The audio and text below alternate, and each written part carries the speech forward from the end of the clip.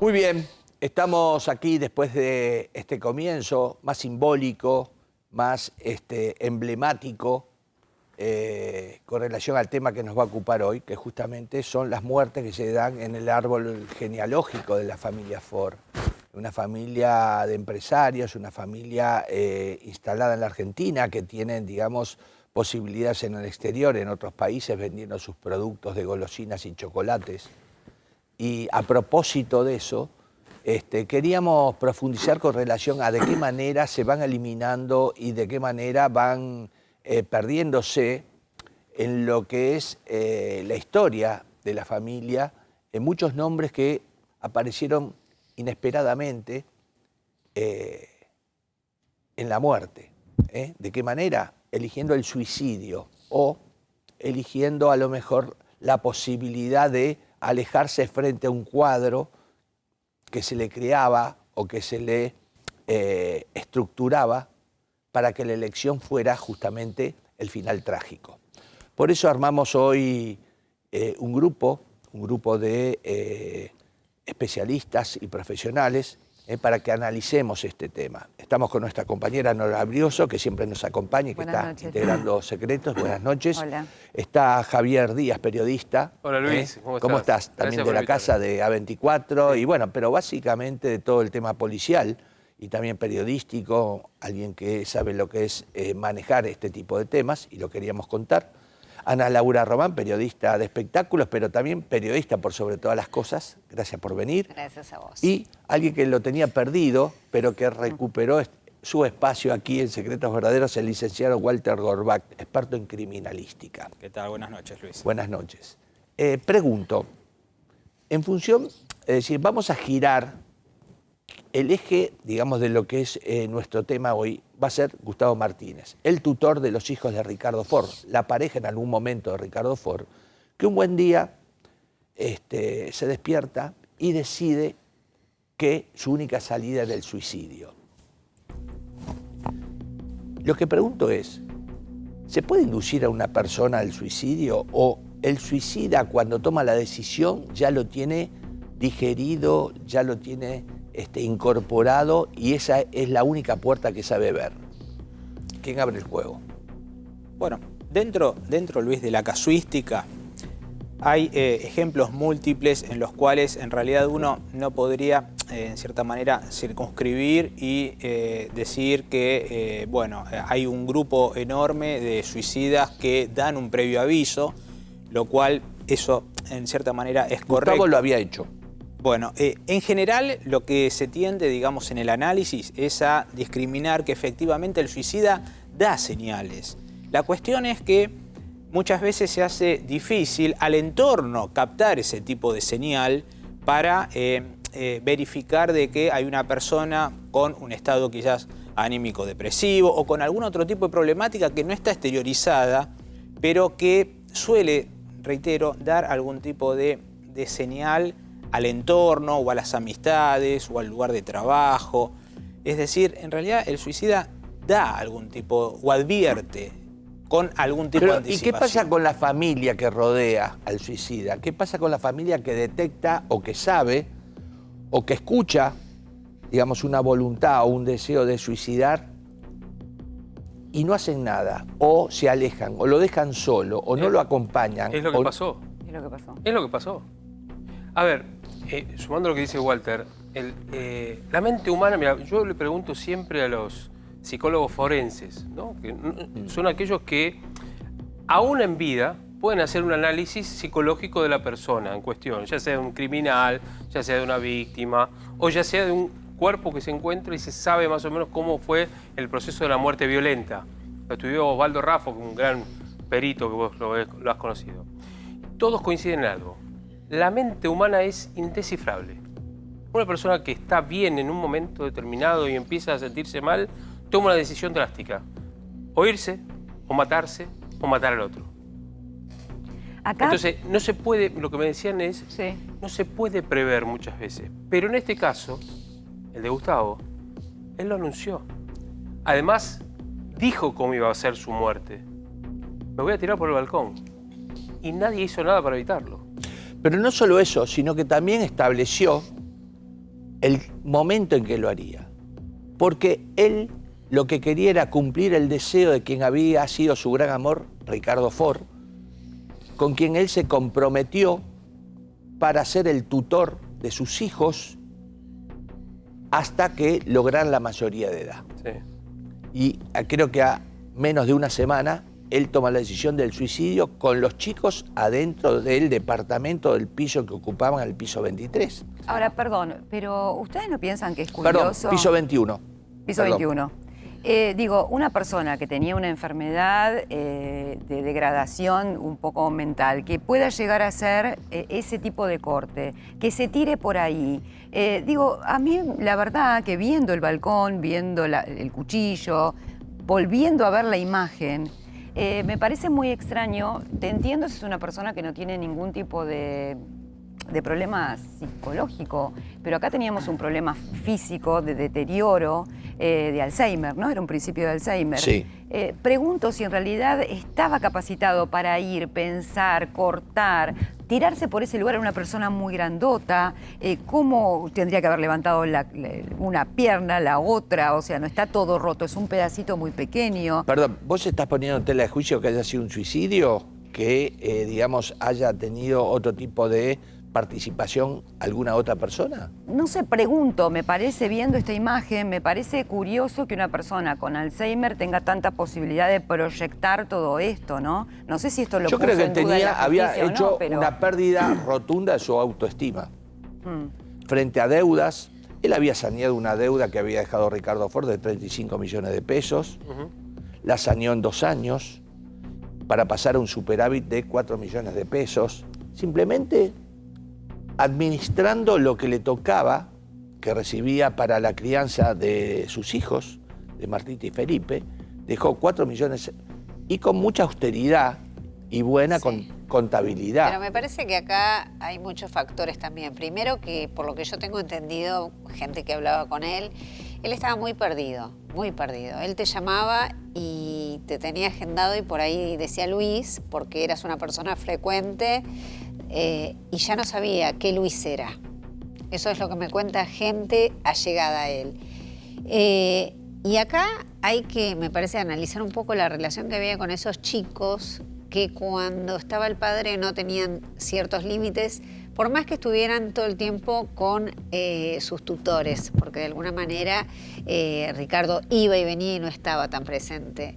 Me parece que esos límites que ponía él molestaban. Pero no solo límites, Sí. yo te voy a contar cosas que no han trascendido y que ocurrieron. Por eso hablo de la inducción. ¿A quién le convenía Gustavo Martínez y hasta cuándo? Pero ojo que inducción es homicidio. Sí.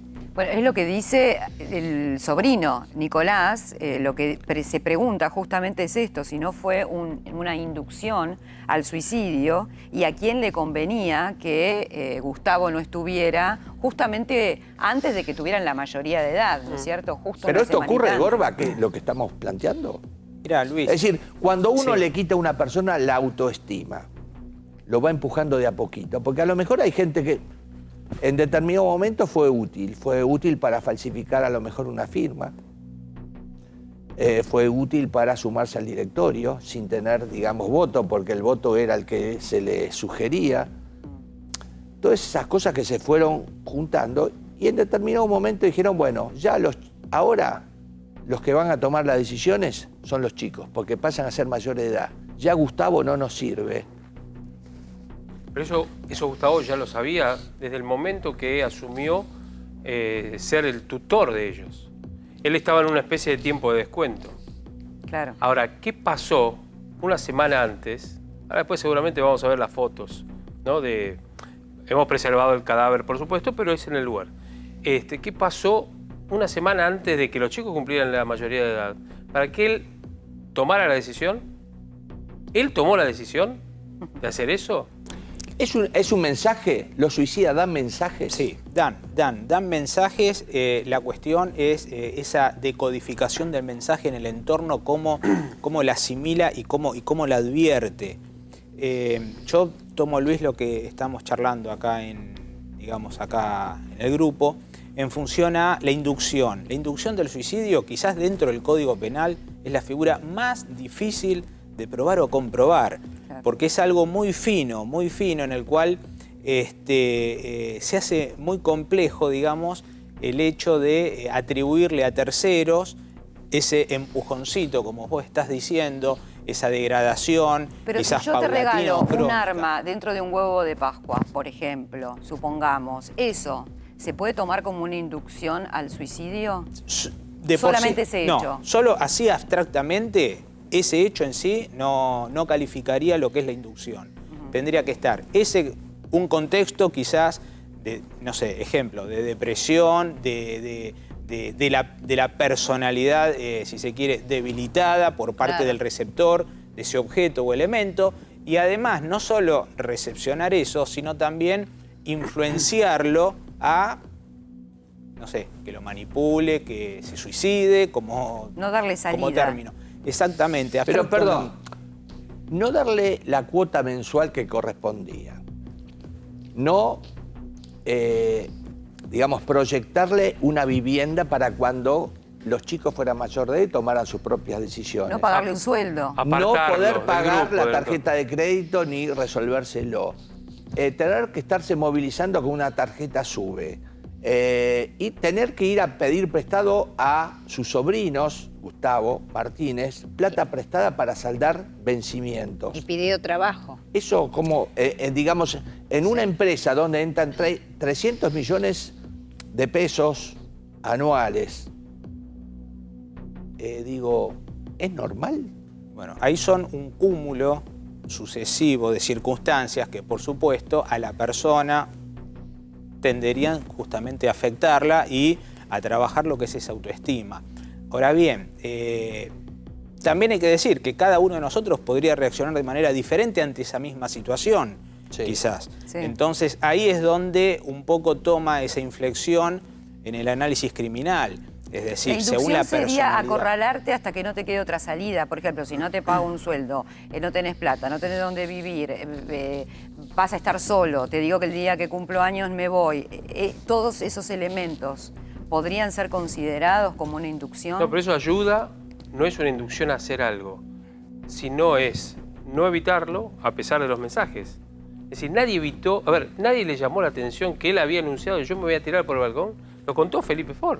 Sí. Lo contaron ellos. Sí. Ahora, la pregunta siguiente es, ¿y ustedes qué hicieron? ¿No los sorprendió eso? ¿No dijeron, che, a ver, vigilémoslo porque lo puede hacer o llamemos a un médico porque... Pero esto es antojadizo o si yo quiero pensar mal digo, ¿no? La empresa que factura 300 millones se divide en 3 patas. Eduardo, Sí. un tercio. Jorge, que está enfrentado con su hermano Eduardo, que fue el que vivió la situación del blindaje con esa amenaza de decir, si yo quiero te mato y no tenés que blindar tu oficina, esa disputa que existió, tiene otro tercio. Y el tercio, que teóricamente era de Ricardo Ford, Ahora de los dos. Es de los chicos. ahora pasar a ser la parte de los chicos. ¿Qué pasa? De la misma manera que Eduardo le ofreció en su lecho de agonía a su hermano Ricardo Ford comprarle la tercera parte y Ford no se la vendió, porque estaba pasando por un mal momento económico, pero no se la quiso vender. Esa parte es de Felipe y de Martita. Sí. Pregunto, ¿qué pasaría si a ellos le pasara algo? ¿O qué pasaría si ellos decidieran vender a una de las dos partes? A los chicos. ¿Qué pasaría entre Eduardo Ford y Jorge Ford, que están enfrentadísimos adentro de la empresa de unos 500 empleados? ¿Qué pasaría si una de las dos partes Vende. captura la mayoría, digamos, de lo que es el paquete Y accionario? ahí empezaría la guerra violenta. La guerra violenta, Más que un o huevo de Pascua. habría un victimario y una víctima adentro de la empresa. O El habría que to- alguien que tiene la mayoría, ¿no es cierto? Sí. Porque si Y el que haces siempre tres quiso- partes, tenés una parte que tiene la mayoría y que puede hacer lo que quiere de una empresa que factura anualmente 35 millones de dólares. ¿Y de qué manera se puede capturar ese tercio? Digo, se me ocurre, pregunto, A ver, brindándole todos los placeres que la austeridad de Gustavo Martínez no le daba a los chicos, que empiecen a conocer la noche, regalarle coches de alta gama. Tentaciones. Sí, porque hay que decir... Perdón, voy a decir una barbaridad, Sí. un accidente. Hay que decir que la relación de los chicos en este último tiempo cambió con su tío Eduardo, con el que comparten mucho tiempo, y todas estas cosas que quizás con Gustavo no las estaban compartiendo, como los viajes, las salidas, muchas cosas que de golpe llegan y que hay que ver cómo, si ellos están preparados para recibir todo eso, ¿no? Pero hay que pensar que que son menores, o sea, ahora son mayores, pero hace un ratito cumplieron los 18, eran menores. Obviamente que por más que sean chicos inteligentes, es manipulable el accionar, darle la responsabilidad a ellos, me parece, de si eran conscientes o no, si Gustavo decía o no que se iba a suicidar. Es muy pesado para los chicos, pero sí es cierto que había una tentación, que era de golpe vieron un mundo que con Gustavo no accedían. Eso es así. Claro. Eso es así. De hecho, él muere y a los pocos días, cuando cumplen 18, se van de viaje y siguen posteando como si no hubiera pasado absolutamente nada. Es más, proyectando, creo que algunos días más tarde, una barrita de cereal, o no, una golosina de ellos Sí. un poco más grande, algo que es un gusto de ellos. Es como que ya ellos se quieren meter en el proyecto Sí, de fábrica. incluso Hay que ver si los van a dejar. Un proyecto inmobiliario ahí en el medio. También. De una expareja de Ricardo en vida que ya los capturó. Pero por eso hay que ver de qué manera empiezan a rodear a Martita y a Felipe. Pero atención, ¿eh? Porque también planteo, ¿por qué Gustavo Martínez no tenía un mango, tenía que salir a pedir prestado? Y la otra persona, Marisa López, que era, digamos, la niñera, la que hacía la Sí. comida, tenía un sueldo, por lo pronto, que parecía importante, sobre todo por el crecimiento de su patrimonio.